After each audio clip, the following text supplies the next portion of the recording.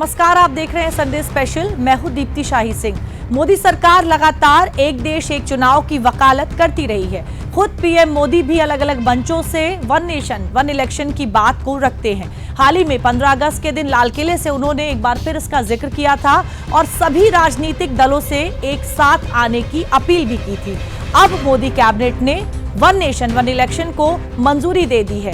एक बार ये बिल बन जाएगा तो इसे सदन में पेश किया जाएगा और अगर सदन में पेश होने के बाद पक्ष और विपक्ष दोनों सहमति दे देते हैं तो जल्द ही ये कानून भी बन जाएगा।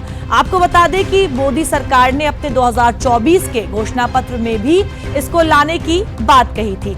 आज के संडे स्पेशल में अगले आधे घंटे हम आपको बताएंगे कि एक देश एक चुनाव क्या है और क्यों जब से इसकी चर्चा शुरू हुई है तब से ही जो सियासत है वो तेज हो गई है। हम आपको ये भी बताएंगे कि अगर ये कानून बन जाता है और लागू हो जाता है तो किस तरह के जो बदलाव हैं वो देखने को मिलेंगे।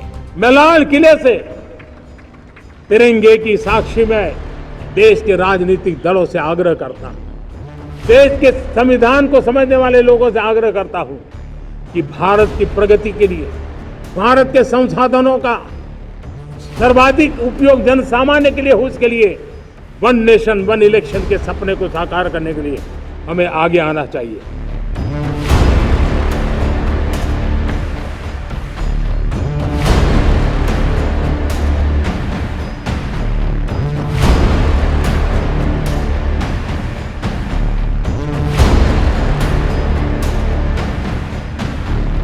पीएम मोदी ने जब लाल किले की प्राचीर से ये ऐलान किया था तो किसी ने नहीं सोचा होगा कि मोदी 3.0 की सरकार अपने कार्यकाल के 100 दिन पूरे होते ही इतने बड़े फैसलों को मंजूरी दे देगी। देश ने बार बार चुनाव इस देश की प्रगति में रुकावट बन रही। मोदी 3.0 की कैबिनेट ने अपने कार्यकाल के 101वें दिन वन नेशन वन इलेक्शन यानी एक देश एक चुनाव को मंजूरी दे दी।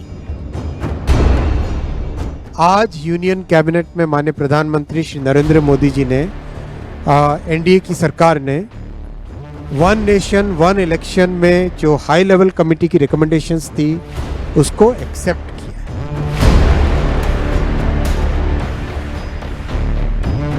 मोदी सरकार का ये ऐलान दरअसल विकसित भारत के प्लान का हिस्सा है, क्योंकि देश में एक बार चुनाव कराने से लगातार चुनाव में होने वाले सरकारी खजाने के भारी नुकसान से बचत होगी।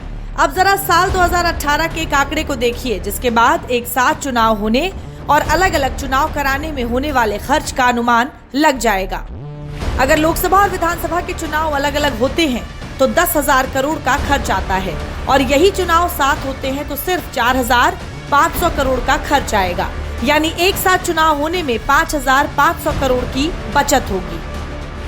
ये आंकड़े सिर्फ एक विधानसभा चुनाव के हैं। साल 2018 के इस अनुमान के मुताबिक लोकसभा और विधानसभा चुनाव अलग अलग कराने से सरकारी खजाने पर 10,000 करोड़ रुपए का भार पड़ता है।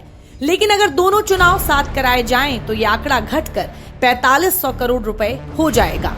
यानी कुल 5,500 करोड़ रुपए की बचत होगी। लोकसभा 2024 का चुनाव दुनिया का सबसे महंगा चुनाव था। चुनाव आयोग के आंकड़ों के हिसाब से लोकसभा चुनाव में कुल 1 लाख करोड़ रुपए खर्च हुए हैं। अब जरा राज्य में विधानसभा चुनाव के होने वाले खर्च पर नजर डालते हैं। यूपी के 2022 विधानसभा चुनाव में करीब 6,000 करोड़ रुपए खर्च हुए। यूपी विधानसभा सीटों के लिहाज से देश की सबसे बड़ी विधानसभा है। गोवा के 2022 विधानसभा चुनाव में करीब 100 करोड़ रुपए खर्च हुए। गोवा विधानसभा सीटों के लिहाज से देश की सबसे छोटी विधानसभा है। देश के अलग अलग राज्यों में खर्च के ये आंकड़े अलग अलग हैं, लेकिन आमतौर पर देश भर में इन विधानसभा चुनावों पर होने वाला खर्च 1 लाख करोड़ रुपए के करीब है। नीति आयोग की रिपोर्ट को माने तो चुनावों को एक साथ कराने से 7,500 करोड़ रुपए से लेकर 12,000 करोड़ रुपए की बचत होगी। यानी इतने पैसे में देश में कई एम्स बन सकते हैं। देश के इंफ्रास्ट्रक्चर पर ये पैसे खर्च हो सकते हैं। जन कल्याणकारी योजनाओं में इन पैसों को खर्च किया जा सकता है। युवाओं को रोजगार के नए अवसर दिए जा सकते हैं। देश की अर्थव्यवस्था को और भी मजबूती दी जा सकती है। वन नेशन वन इलेक्शन देश के लिए मोदी सरकार इसलिए भी जरूरी मानती है क्योंकि इसका नफा नुकसान सीधे आपसे जुड़ा हुआ है। इससे चुनाव में इस्तेमाल होने वाले काले धन पर रोक लग सकेगी। हर चुनाव में जनता से मुफ्त वादों की सियासत पर रोक लग सकेगी। जनता को बार बार के चुनाव से मुक्ति मिलेगी। चुनावी खर्च बचेगा और वोटिंग परसेंट में इजाफा होगा। सरकारें बार बार चुनावी मोड में जाने की बजाय विकास कार्यों पर ध्यान केंद्रित कर सकेंगी। प्रशासन को भी इसका फायदा मिलेगा। गवर्नेंस पर जोर बढ़ेगा। हर बार चुनाव कराने पर करोड़ों रुपए खर्च होते हैं, जो कि कम हो सकते हैं। सरकारी खजाने पर बोझ कम होगा और आर्थिक विकास में तेजी आएगी।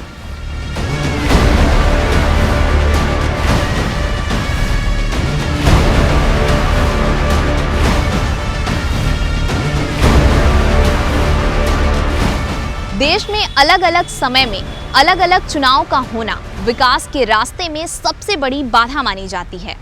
देश के हमेशा चुनाव मोड में रहने से सत्ता में काबिज दल भी विकास के बजाय वोट बैंक को साधने में लगे रहते हैं।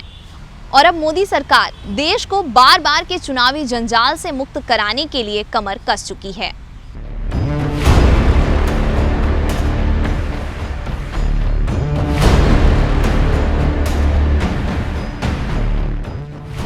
बुधवार को कैबिनेट से वन नेशन वन इलेक्शन को जब मंजूरी मिली तो पीएम मोदी की उस छवि को और भी मजबूती मिल गई कि पीएम जो बोलते हैं उस पर अमल भी करते हैं।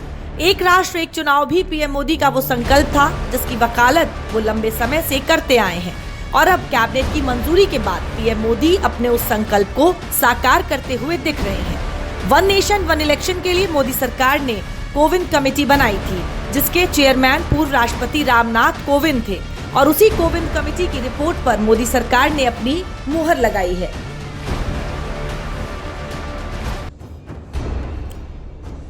कोविंद पैनल 2 सितंबर 2023 को बनाया गया था। कमेटी ने 14 मार्च को राष्ट्रपति द्रौपदी मुर्मू को अपनी रिपोर्ट सौंपी। ये रिपोर्ट 18,626 पन्नों की थी। कोविंद पैनल की रिपोर्ट 191 दिन के रिसर्च का नतीजा है। 21,558 लोगों से राय ली गई। 80% लोगों ने समर्थन किया, जिसमें 47 में से 32 राजनीतिक दल भी शामिल हैं।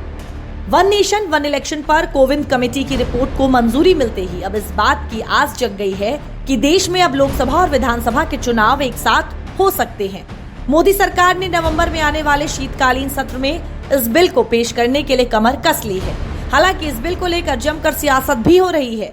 साथ ही इस बात का कैलकुलेशन भी शुरू हो गया है कि बिल को कानून बनाने में क्या अड़चन आएगी, उस पर भी बात करेंगे। लेकिन पहले ये बताते हैं कि एक देश एक चुनाव को लेकर कोविंद कमेटी के सुझाव क्या है।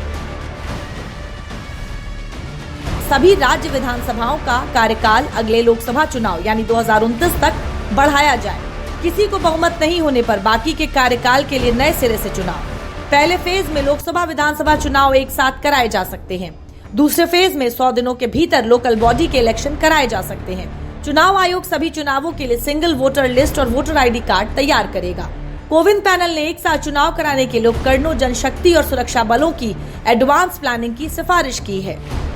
मोदी सरकार ने जब इस ऐतिहासिक फैसले को मंजूरी दी थी तो सभी दलों के नेता अपने सियासी नफे नुकसान को नापते हुए अपनी राय जाहिर करने लगे। मैं आज मन से बहुत प्रसन्न हूं, गदगद हूं। ये निर्णय केवल एक गिमिक है, एक प्रपंच है। नरेंद्र मोदी जी शुरू से ही इसके पक्ष थे। देखिए, हमें ये लगता है कि ये भारतीय जनता पार्टी का एक और नया जुमला है। बदल रहे भारत की तस्वीर और बेहतर बने। ये प्रैक्टिकल है, संभव ही नहीं। देश के हित में कर रहे हैं। मोदी जी कोई नायाब हीरा नहीं उठा के ला रहे हैं। वन इलेक्शन और वन डोनेशन संवैधानिक काम जो है किया जा रहा है। लोगों को भ्रमित करने का काम मत करिए। ये वन नेशन वन पोल से उनकी नैया डूबने वाली है। यह हंगामा बता रहा है कि ये मुद्दा कितना बड़ा है और जब ये लागू होगा तो देश कितने बड़े बदलाव से गुजरेगा। हालांकि एक देश एक चुनाव को कैबिनेट की मंजूरी मिलते ही बीजेपी नेताओं की बातें खिल गईं। सत्ता पक्ष के खेमे में मानो बहार आ गई। बीजेपी के नेता ट्वीट करके इस पर अपनी खुशी जाहिर करने लगे। केंद्रीय गृह मंत्री अमित शाह ने ट्वीट करके लिखा कि पीएम नरेंद्र मोदी के नेतृत्व में भारत परिवर्तनकारी सुधारों का गवाह बन रहा है। यूपी के सीएम योगी आदित्यनाथ ने भी ट्वीट करके लिखा कि आदरणीय प्रधानमंत्री के यशस्वी नेतृत्व में आज केंद्रीय कैबिनेट द्वारा एक राष्ट्र एक चुनाव प्रस्ताव को दी गई मंजूरी अभिनंदनीय है। देश में राजनीतिक स्थिरता, सतत विकास और समृद्ध लोकतंत्र की सुनिश्चितता में ये निर्णय मील का पत्थर सिद्ध होगा। मोदी सरकार में केंद्रीय मंत्री शिवराज सिंह चौहान और गिरिराज सिंह ने इस फैसले पर अपनी खुशी जाहिर की। मन से बहुत प्रसन्न हूं, गदगद हूं। राष्ट्र हित में एक बहुत बड़ा फैसला कैबिनेट ने प्रधानमंत्री जी के नेतृत्व में अध्यक्षता में किया है। हमेशा होने वाले चुनाव देश की प्रगति में बाधक थे। इस देश में और कुछ हो ना हो, 24 घंटे चुनाव की तैयारी चलती रहती है। एक चुनाव, one nation one election. Narendra Modi ji शुरू से ही इसके पक्ष थे। देश के सभी पूर्व चीफ जस्टिसों से चर्चा की गई, देश के मूर्धन्य नेताओं से, राजनीतिक दलों से चर्चा की गई, देश के हर चैम्बर ऑफ कॉमर्स से चर्चा की गई और आज अंततः कैबिनेट से मंजूरी हो गई। केंद्र में इस बार एनडीए की सरकार है। ऐसे में बीजेपी के हर फैसले पर एनडीए में उसके सहयोगी दलों की राय काफी अहम हो जा रही है। बीजेपी के इस फैसले का बीजेपी नेताओं के साथ एनडीए के पूरे खेमे ने खुले दिल से स्वागत किया। चुनाव के खर्च का जो भीमकाय आकार है उसको काफी हद तक नियंत्रित किया जा सकेगा। मतदान केंद्रों पर बड़ी संख्या में लोग कतारबद्ध होंगे।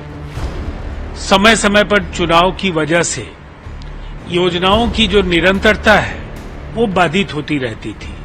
जनता की गाढ़ी कमाई इस तरह से बर्बाद न हो, समय का नुकसान न हो। जो चुनाव में बार बार पैसा लगता है वो पैसा देश के विकास में लगे, गरीबों के हित में वो खर्चा हो, ये ज्यादा अच्छा है और ये कोई नई परंपरा नहीं है। मोदी कैबिनेट के इस फैसले के समर्थन में कई विपक्षी दल भी आए। बसपा सुप्रीमो मायावती ने भी ट्वीट कर इसका समर्थन किया। मायावती ने ट्वीट करके लिखा कि एक देश एक चुनाव की व्यवस्था के तहत देश में लोकसभा, विधानसभा और स्थानीय निकाय का चुनाव एक साथ कराने वाले प्रस्ताव को केंद्रीय कैबिनेट द्वारा आज दी गई मंजूरी पर हमारी पार्टी का स्टैंड सकारात्मक है, लेकिन इसका उद्देश्य देश और जनहित में होना जरूरी है। हालांकि एक तरफ मोदी कैबिनेट के इस फैसले को जहां कई विपक्षियों ने सपोर्ट किया है तो कई विपक्षी दल खुलकर इसके विरोध में आ गए हैं। 18,626 पेजों की तो क्या चर्चा हुई होगी उस पर? दरअसल ये भाजपाई रिपोर्ट है जो तैयार हुई है। वन नेशन, वन इलेक्शन और वन डोनेशन। ये सरकार महंगाई की बात नहीं कर रही, बेरोजगारी की बात नहीं कर रही, भ्रष्टाचार की बात नहीं कर रही, कानून व्यवस्था की बात नहीं कर रही। हम सब लोग निश्चित तौर से जो आज चीजें चल रही हैं, आज हम सब लोग, आज पूरी कांग्रेस पार्टी आज ये मांग करती है कि जो आज डिमांड है जनता की उसको पूरा करिए, लोगों को भ्रमित करने का काम मत करिए। हमारे जो सीपीएम के लीडर सीताराम येचुरी, हमने इसकी मुखालिफत की थी। तो नरेंद्र मोदी का पूरा गेम प्लान यही है कि नेशनल पार्टीज रहें और दूसरे तमाम रीजनल पार्टीज, छोटे पार्टीज हमेशा के लिए खत्म हो जाएं। दरअसल इस विरोध के पीछे भी सबका अपना सियासी एजेंडा है। विपक्ष इसे असंवैधानिक भी बता रहा है और बीजेपी का एजेंडा भी, लेकिन इसके पीछे सबसे बड़ा एजेंडा शायद विपक्ष का ही है। दरअसल देश के 47 में से 32 राजनीतिक दलों ने इसका समर्थन किया है। ऐसे में इसका विरोध करने वाले दलों पर कई सवाल उठना भी लाजमी है। क्या वन नेशन वन इलेक्शन के लागू होने से विपक्ष की सियासी दुकानें बंद होने का डर है? क्या वन नेशन वन इलेक्शन से क्षेत्रीय पार्टियों को प्रभुत्व खतरे में आने का डर है? विपक्ष को वोटर्स के फोकस में राष्ट्रीय पार्टियों के रहने का डर है? क्या क्षेत्रीय मुद्दों की बजाय वोटर राष्ट्रीय मुद्दों पर चुनाव विपक्ष को रास नहीं आ रहा?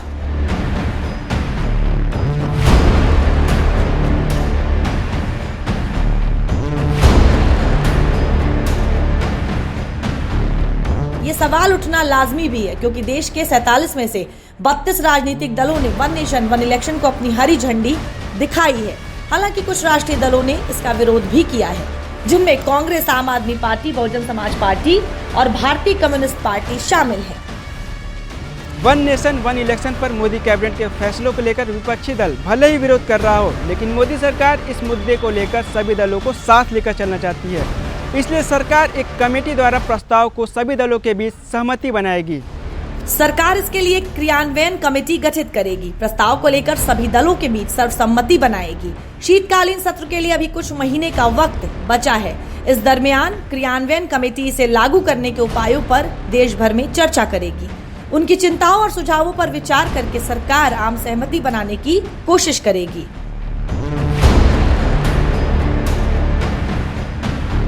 केंद्र सरकार दावा कर रही है कि वन नेशन वन इलेक्शन चुनाव सुधार की दिशा में एक बहुत बड़ा कदम साबित होने वाला है।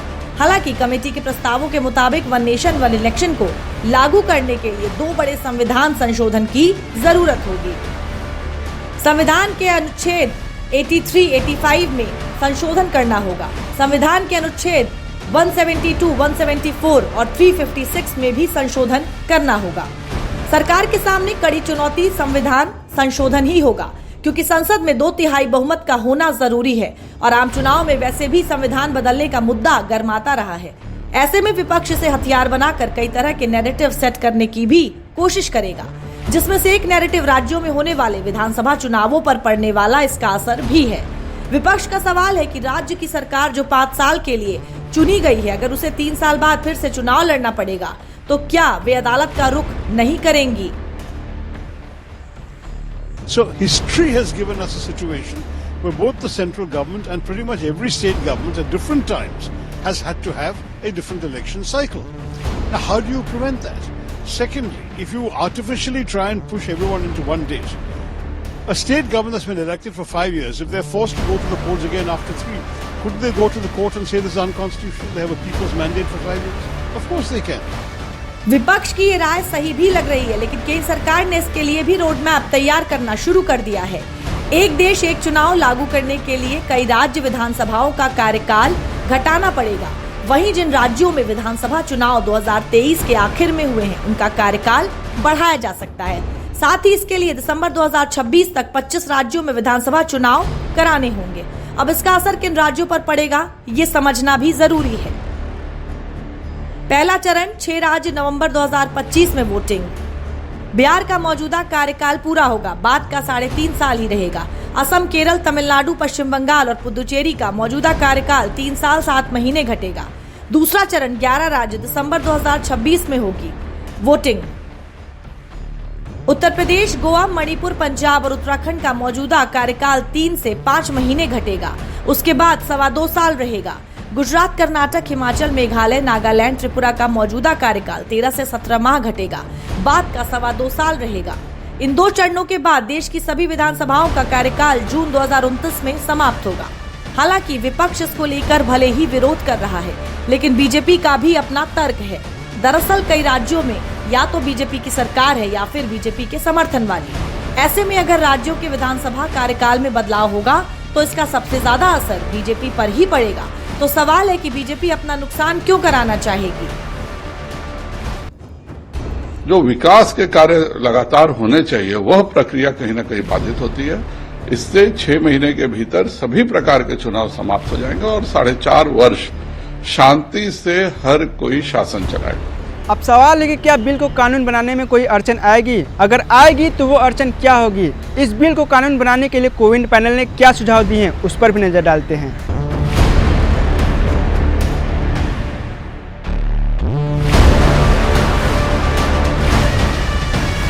कोविंद कमेटी ने 18 संवैधानिक बदलावों का सुझाव दिया है। ज्यादातर में राज्यों की विधानसभाओं की सहमति की जरूरत नहीं। संवैधानिक बदलावों के लिए बिल को संसद में पास कराना जरूरी। सिंगल वोटर आईडी कार्ड के लिए आधे से ज्यादा राज्यों की मंजूरी जरूरी। कोविंद कमेटी की रिपोर्ट पर लॉ कमीशन भी अपनी रिपोर्ट पेश कर सकती है।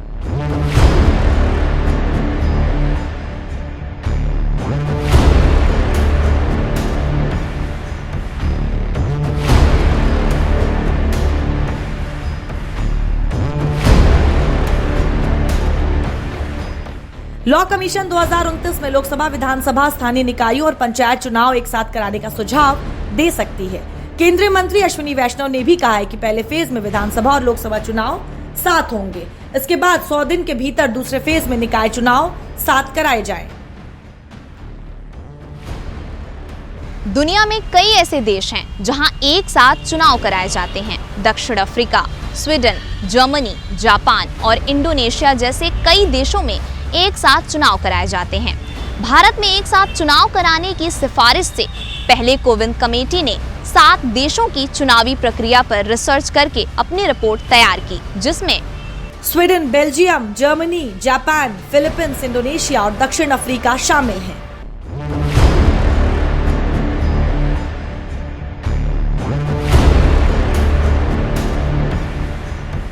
कोविंद पैनल के मुताबिक एक साथ चुनाव के लिए अन्य देशों का तुलनात्मक विश्लेषण किया गया, जिसका उद्देश्य चुनावों में निष्पक्षता और पारदर्शिता के लिए सबसे बेहतर अंतर्राष्ट्रीय प्रथाओं की स्टडी और उन्हें अपनाना था। भारत में भी आजादी मिलने के बाद कई बार एक साथ चुनाव हुए हैं। जब संविधान लागू होने के बाद देश में पहली बार आम चुनाव हुआ था, तो उस समय 22 राज्यों के विधानसभा चुनाव भी साथ ही कराए गए थे। देश में कब कब एक साथ चुनाव हुए हैं, उस पर भी नजर डाल लेते हैं। 1952, 1957, 1962 और 1967 में लोकसभा और विधानसभा के चुनाव एक साथ ही हुए थे। 1968 और 1969 में कई विधानसभाएं समय से पहले ही भंग कर दी गई। उसके बाद 1970 में लोकसभा भी भंग कर दी गई। इस वजह से एक देश एक चुनाव की परंपरा टूट गई।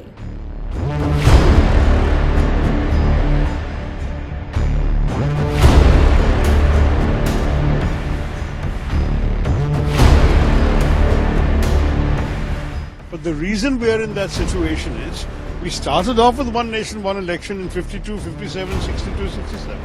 And then what happened was in 67, some of the state governments elected didn't survive their full term. Some collapsed in a few months, some collapsed thereafter. So at different times, elections had to be called at different cycles.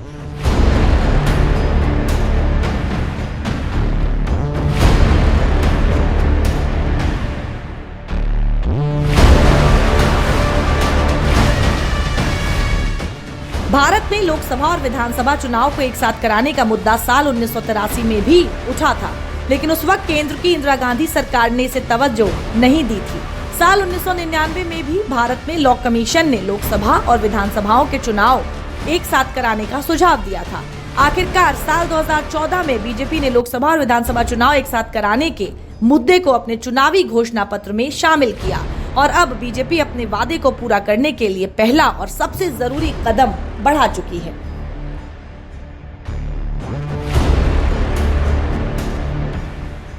तो one nation one election को लेकर जो सियासत है वो तेज हो गई है। कैबिनेट ने इसे अपनी मंजूरी दे दी है। अब इसको बिल बनने के बाद सदन में भी पेश किया जाएगा। आने वाला समय ही बताएगा कि इस बिल को संसद में आसानी से सहमति दे दी जाती है या फिर इस बिल को लेकर जो तमाम मुश्किलें हैं वो देखने को मिलेंगी। आज के संडे स्पेशल में मेरे साथ फिलहाल के लिए इतना ही। देश और दुनिया की खबरों के लिए आप देखते रहिए दूरदर्शन उत्तर प्रदेश।